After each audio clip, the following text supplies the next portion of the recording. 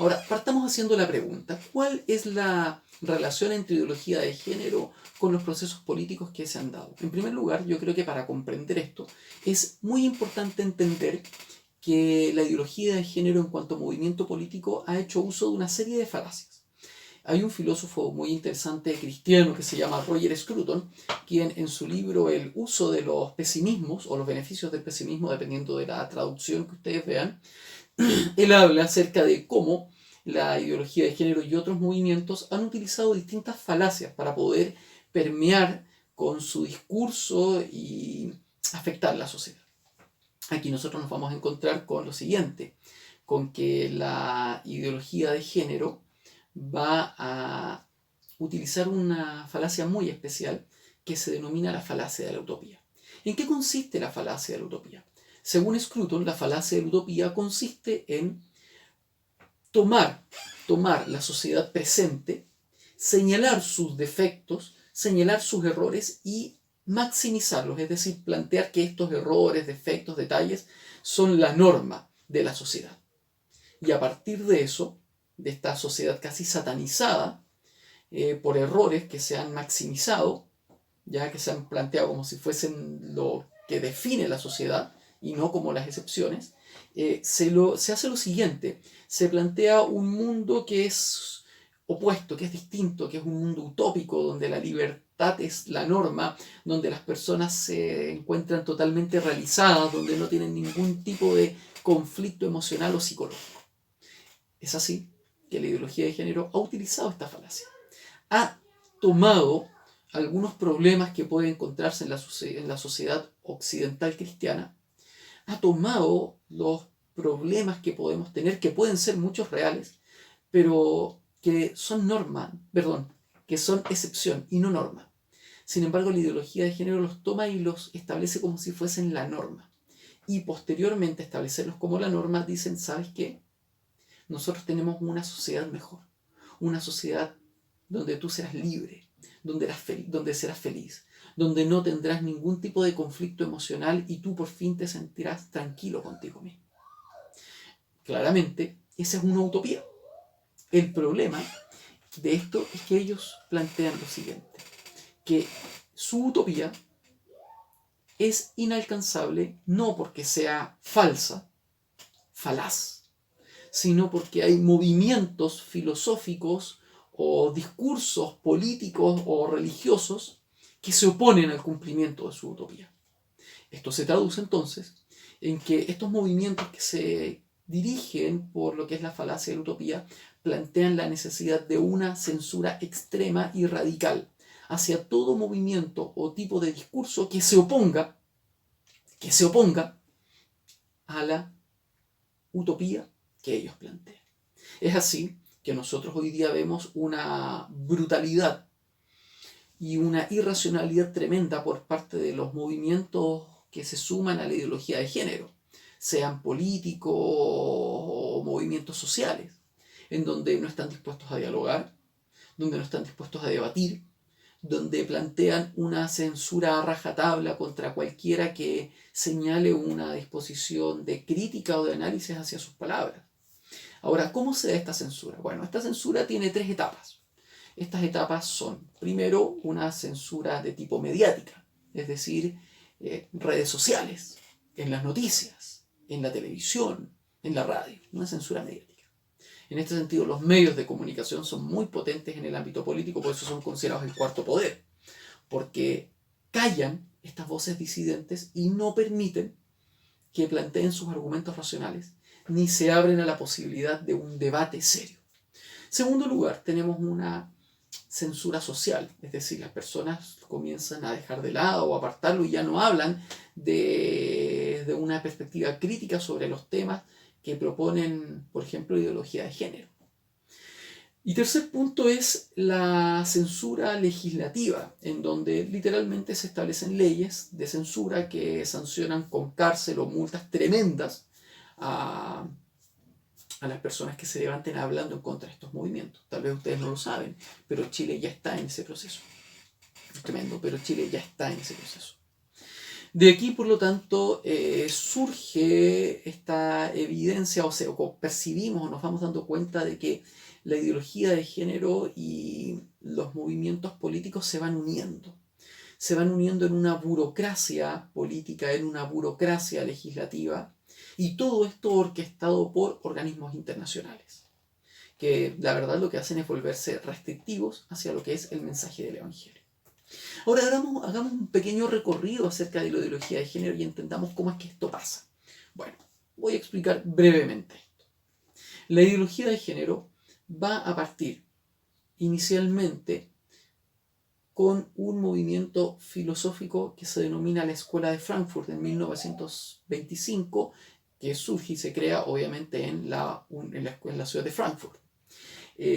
La Escuela de Frankfurt va a ser una escuela filosófica muy interesante porque ellos van a dedicarse a estudiar cómo efectuar movimientos sociales, cómo efectuar modificaciones sociales.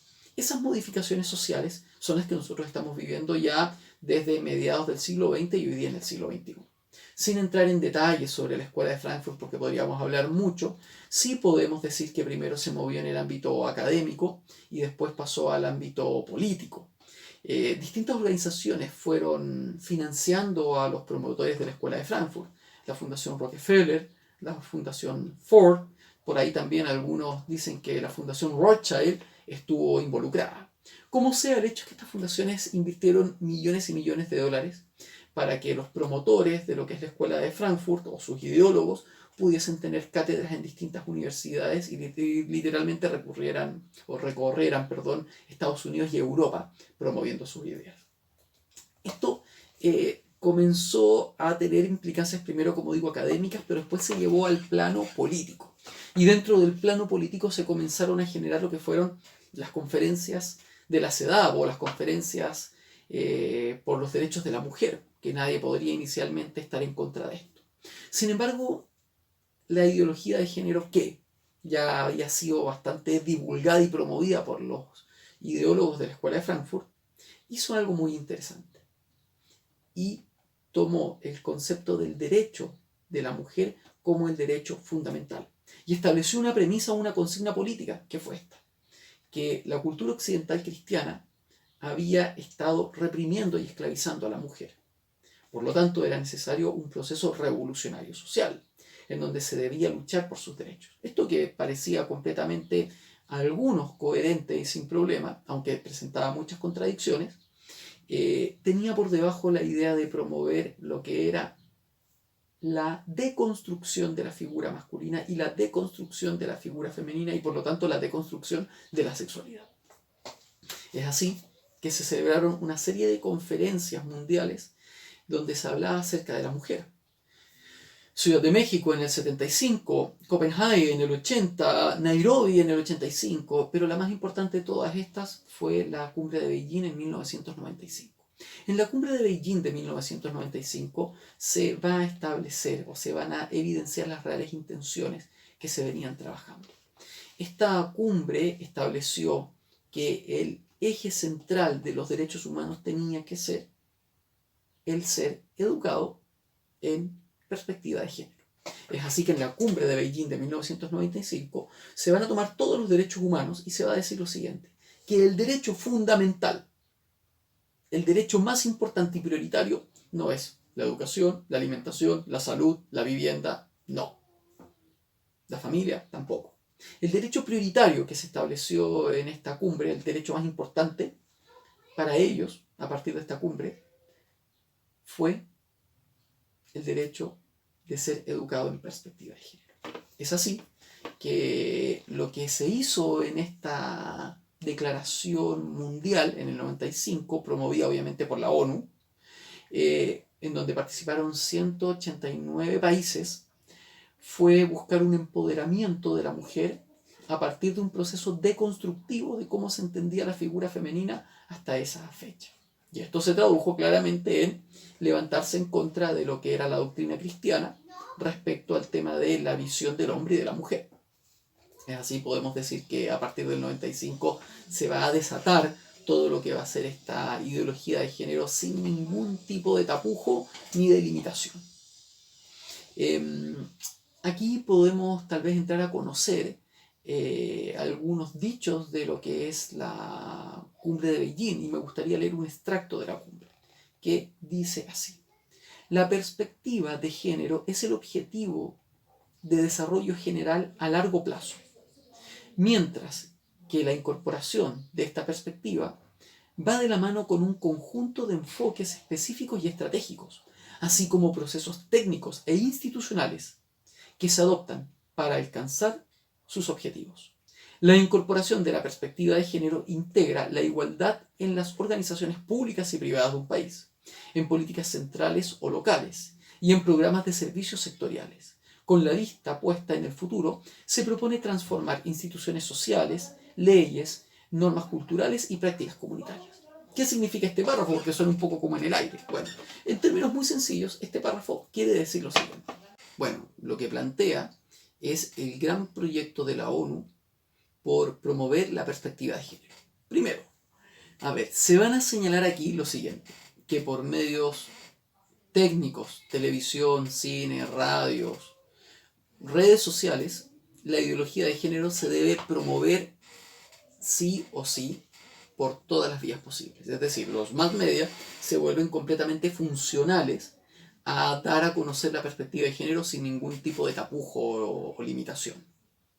Segundo, todas las instituciones públicas o privadas, desde colegios, sean confesionales o no, religiosos, universidades, iglesias, fundaciones, organismos estatales, todos deben estar de acuerdo en promover y en integrar dentro de su discurso lo que es la perspectiva de género.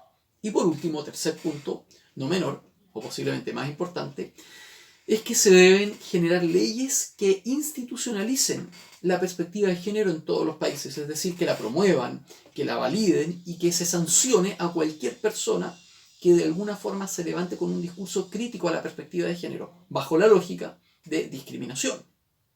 Esto es muy potente, en Chile ya lo estamos viviendo, eso ya está pasando. Muchas personas no lo saben, pero en mi país eso ya está ocurriendo. Esa ley ya se está tramitando hoy día en el Congreso. Bueno, con esto, ¿qué es lo que se quiere decir? Que ninguna institución, sea cual sea su condición o su sistema de creencias, podrá estar en contra de la ideología o perspectiva de género, o podrá evitar el incluir dentro de sus discursos lo que son los principios de la ideología de género. Tal vez tú no lo sepas, tal vez ustedes no lo saben, pero desde el año 2000 ya se han coordinado y organizado sistemáticamente una serie de políticas e instructivos que tienen como propósito educar a la totalidad de la población por medio de iglesias, colegios y universidades sobre el tema de la perspectiva de género. Veamos algunos puntos de estas estrategias que se crearon en el año 2000. En primer lugar, se creó la Declaración de Políticas sobre la incorporación de la perspectiva de género, que explica cómo los países deben implementar la perspectiva de género en sus realidades y en sus contextos. Se estableció un centro de recursos a nivel internacional para el desarrollo de capacitaciones en torno a lo que es la incorporación de perspectiva de género. Y actualmente existe una lista de documentación oficial sobre las políticas y estrategias que la ONU ha establecido que deben seguir todos los países para que la ideología de género sea el derecho fundamental de todas las naciones. Eso ya está, ya existe. Ahora, volvamos un poquito a la cumbre de Beijing. Antes de la cumbre de Beijing, el concepto de género se encontraba suscrito a una cuestión referida a roles que se movían dentro de los límites de lo que vendría a ser la cultura occidental y los valores occidentales cristianos. Sin embargo, a partir de esta cumbre, a partir de esta declaración, se comenzaron a reformular los valores fundamentales de nuestra sociedad, de modo que toda política, legislación y todo derecho hoy día desde la ONU se encuentra subordinado a la perspectiva o ideología de género. Hoy día nosotros vemos que hay un riesgo político tremendo para la iglesia, porque las iglesias que no estén de acuerdo con esto con la perspectiva de género y a integrar dentro de sus discursos la perspectiva de género se verán sancionadas de diferentes maneras según una serie de políticas establecidas desde la ONU. De hecho, en el año 2019, el relator de temas religiosos de la ONU señaló que todo aquel sistema religioso que no estuviese de acuerdo con los conceptos de homosexualidad o de transgénero o con la ideología de género en general, era un sistema religioso pernicioso, dañino, riesgoso para la familia y para los niños y que debía ser abolido. Eso dicho por el relator de la ONU en el año 2019. Entonces nos damos cuenta que a nivel global todo está armado y concertado para promover la ideología de género. ¿Qué significa esto en concreto para la Iglesia? Aquí me gustaría un poco volver a algunos elementos históricos que ya han ocurrido. Podemos señalar que lamentablemente el abandono del rol político de la Iglesia en Estados Unidos y en otros países implicó que la ideología de género avanzara y ocupara el lugar que la Iglesia debía haber estado ocupando. Vemos, por ejemplo, algunas cosas interesantes. En 1962 se prohibió la oración en las aulas norteamericanas, en los salones de clases norteamericanos. En 1963 se prohibió la lectura de la Biblia en los salones de clases de Estados Unidos. En 1973 se declaró legal el aborto en Estados Unidos. En 1987 se declara que bajo ninguna circunstancia se debe enseñar el creacionismo en los colegios. En otras palabras, el cristianismo fue sacado de las aulas y reemplazado por una visión humanista, relativista y hedonista de la vida. Aquí nosotros tenemos que entender lo siguiente, que ninguna iglesia, ninguna institución oficial va a poder negarse a educar en perspectiva de género. ¿Por qué? Porque hay una serie de leyes que hoy día establecen que todos los organismos oficiales deben comenzar a educar en perspectiva de género. Está esto desde el 95. Las estrategias escritas en manuales en el año 2000. El 2018 se saca un manual para Latinoamérica, que es el manual de incorporación de la perspectiva de género con el objetivo de su cumplimiento para el año 2030 en todo Latinoamérica. Entonces nos vamos dando cuenta que la Iglesia hoy día está llamada a informarse y a, la verdad, levantarse con fuerza y darse cuenta que hoy día y en los años que vienen vamos a tener que ir tomando decisiones muy radicales acerca de nuestra fe y acerca de nuestros principios y acerca de nuestros valores como cristianos. Algunos de ustedes podrían decir, profesor, no, Felipe, sabes que eso no es así, es demasiado exagerado. Bueno, yo les quiero leer algunas declaraciones que han hecho los promotores de la ideología de género y que han sido el fundamento para las declaraciones que hoy día están saliendo a nivel internacional sobre temas relativos a la sexualidad. Se las voy a leer, son todas citas casi textuales. Dice así: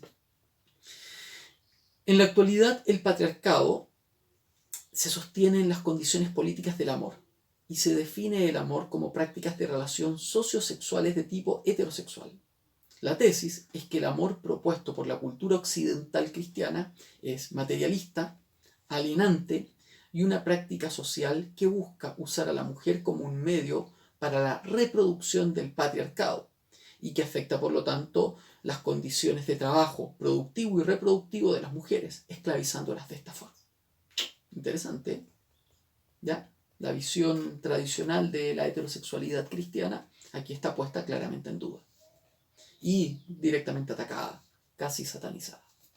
Otra declaración que yo les quiero leer dice así: las relaciones de subordinación entre hombres y mujeres se sitúan por mediación de la práctica del amor en la esfera reproductiva, en el plano de la familia, y se proyectan después sobre las relaciones sociales fuera de la familia. Por ello, no es posible apreciar el carácter del patriarcado moderno sin el signo de la familia tradicional cristiana. En otras palabras, la familia tradicional cristiana, como la conocemos nosotros hoy, es una reproducción del patriarcado que somete a la mujer y la esclaviza, y por lo tanto la familia debe ser abolida, la familia como la conocemos hoy.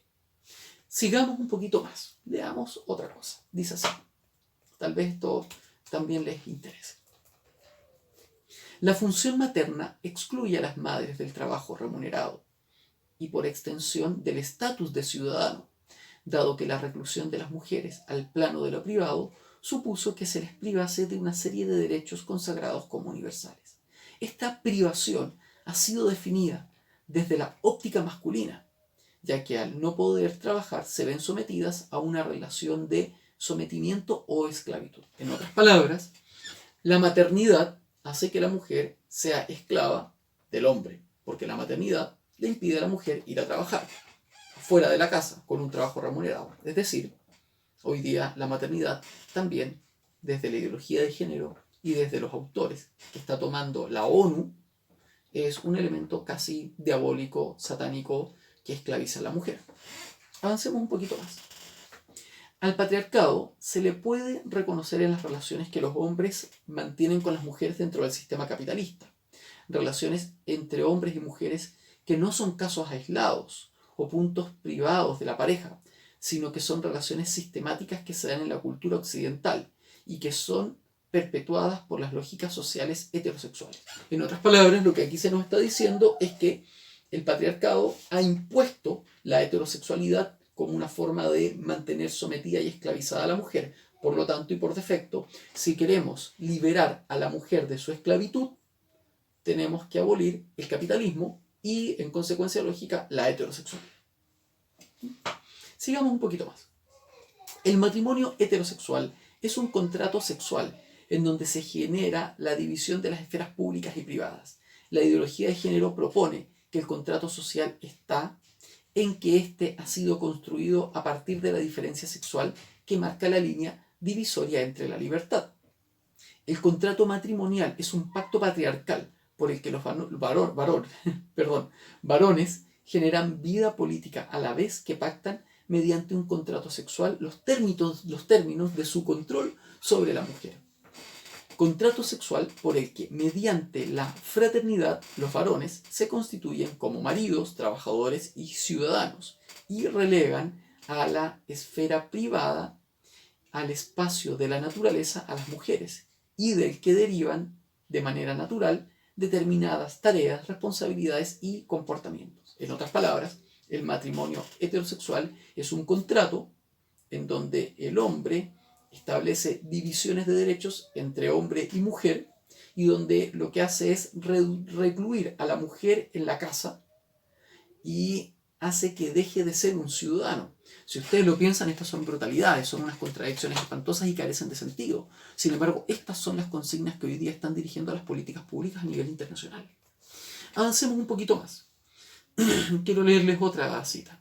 Dice así: se argumenta o se establece que la organización de la sexualidad en nuestras sociedades les entrega a los hombres la facultad de que ejerzan la autoridad que les da el poder del amor, de manera que el concepto de amor heterosexual occidental es la forma de opresión más importante que viven las mujeres hoy, desplazándolas del trabajo y de una autodeterminación económica.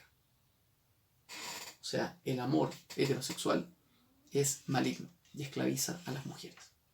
Avancemos un poquito más respecto a estas consignas. Tengo varias, pero quiero leerles solamente algunas, las más relevantes y las que están marcando las políticas públicas para una agenda que se llama Agenda 2030. Dice así: las mujeres son vueltas objetos para la procreación de la especie y la constitución de la dictadura heterosexual. La heterosexualidad es una construcción social y cultural que exacerba las diferencias naturales, biológicas, y recrea así el género. En otras palabras, la heterosexualidad es lo que hace es una exacerbación de la biología y lo que hace es generar una dictadura. O sea, la heterosexualidad es una dictadura. Después sigue, y quiero leer otra cita.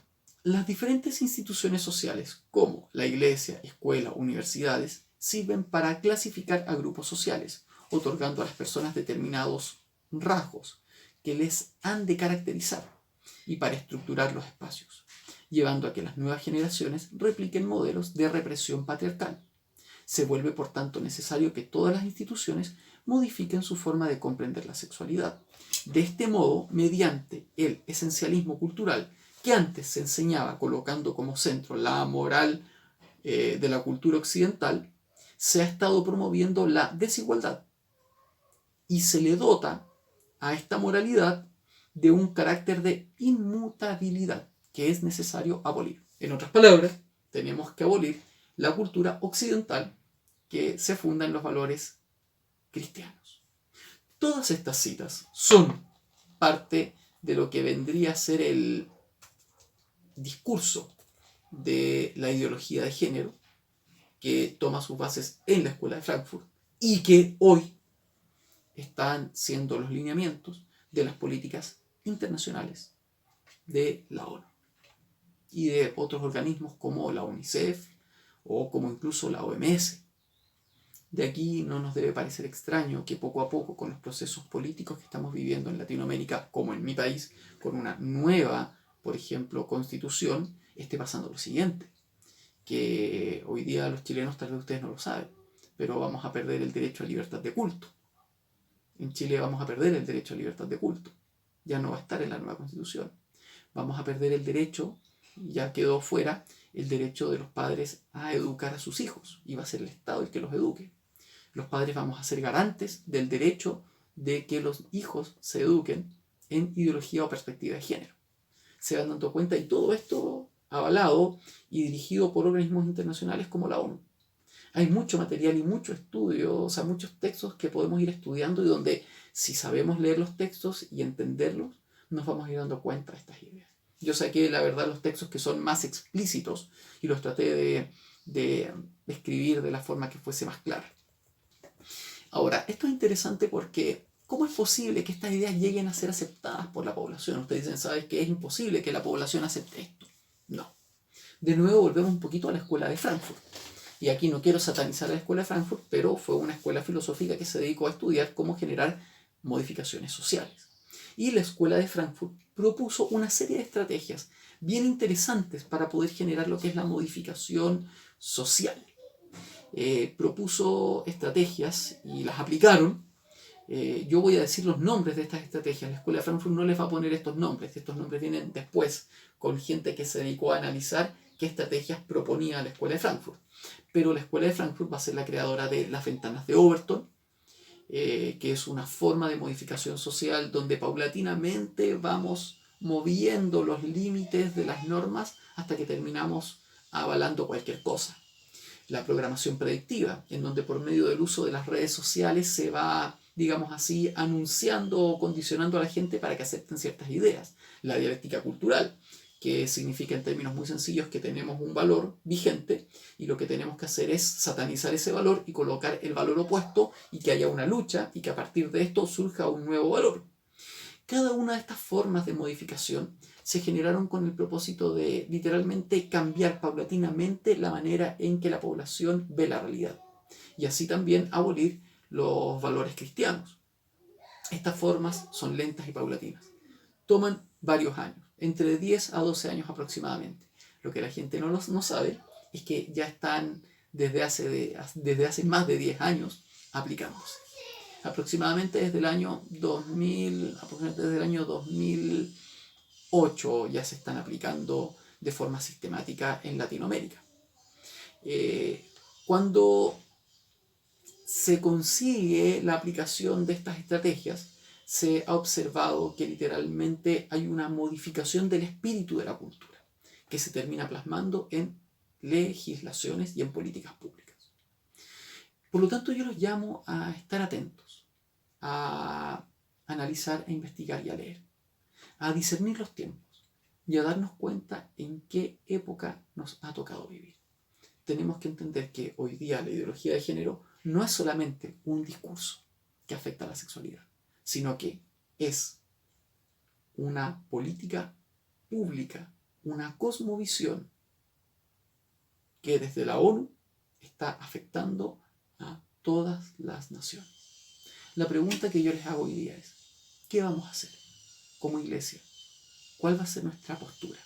¿Nos vamos a levantar o vamos a guardar silencio? Bueno, eso sería todo. Muchas gracias. Muchas bendiciones. Chao.